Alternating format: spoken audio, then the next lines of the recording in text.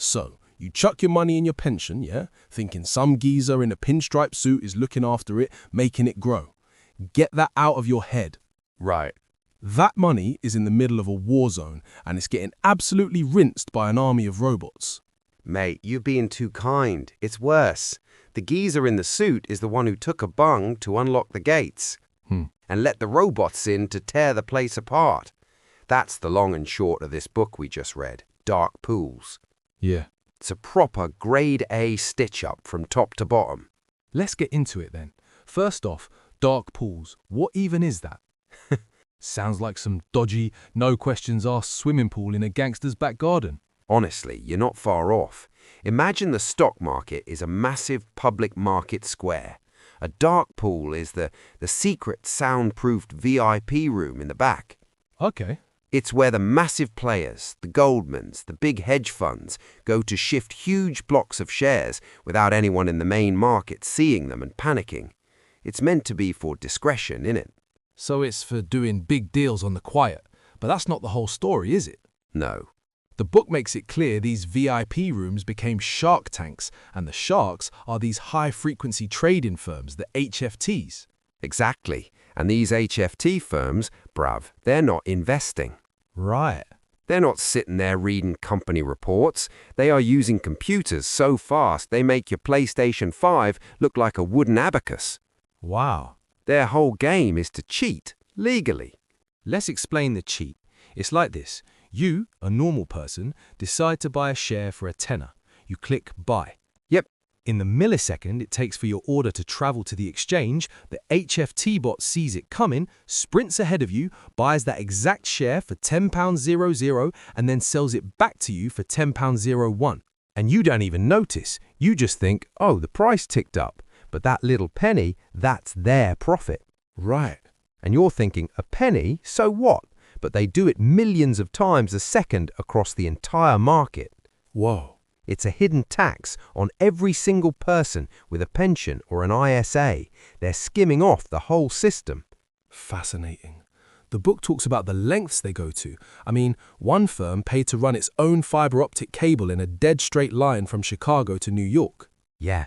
Blasted through mountains, went under rivers just to shave 3 milliseconds off the travel time of their data, 0.003 of a second. It's mad, innit? It's pure genius, but for what? Right? Just to be the fastest parasite. They're not creating anything. They're not building anything. Nothing. They're just leeches with PhDs in physics. And while this tech arms race is kicking off, where are the regulators, the SEC? Completely clueless, according to the book. The author paints them as these old fellas you still think a floppy disk is advanced technology. They're trying to police a war being fought at the speed of light with a pair of binoculars and a notepad. It's a joke. And that cluelessness led directly to the flash crash. This is the bit in the book that reads like a disaster movie. May 6th, 2010. The market just broke. In about half an hour, the market dropped nearly 1,000 points, $1 trillion of value, gone. Poof, wow. Then, just as weirdly, it bounced back. But for that half an hour, no human knew what was happening or how to stop it. It was the ultimate proof that the machines were running the show. And the big banks were at the heart of it. They were telling their big clients, don't worry, come trade in our dark pool. It's safe from the HFT sharks. Yeah, safe. In the book, it exposes that they were secretly inviting the HFT firms in the back door to prey on their own clients. Come all in, lads, the water's lovely and full of unsuspecting sheep. Absolute villains. Proper snaky. But the book has some interesting characters fighting back. Yeah, there's this one guy, Chaim Bodek. He's the poacher turned gamekeeper. Bodek's a legend. He was a proper HFT insider, built some of these killer algos himself, was making bare money. Right. He was making bare money, but he started losing and he couldn't figure out why. He dug in and realized the game was even more rigged than he thought. How so? The stock exchanges themselves were giving secret advantages, like special undocumented order types to a chosen few HFT firms. So the refs were taking bribes, basically? Yeah. And Bodek, instead of just keeping quiet, he turned whistleblower. He took all his evidence to the SEC to expose the whole rotten system. Bet the first guy he spoke to at the SEC just asked him if he could help fix his printer. But fair play to him, he blew the lid on it. That takes guts when you're going up against that much money. And that leads into the other side of this story, the hero arc with Brad Katsuyama. He was a trader at a big bank, getting sick of seeing his orders get picked off by these invisible bots. He felt like he was being cheated every single day. So he gets his own team of nerds together to figure out what's actually happening. They use special software to watch their orders travel across the market, and they see it clear as day. Yeah. They see the HFT bots at each exchange intercepting their trades. It's a setup.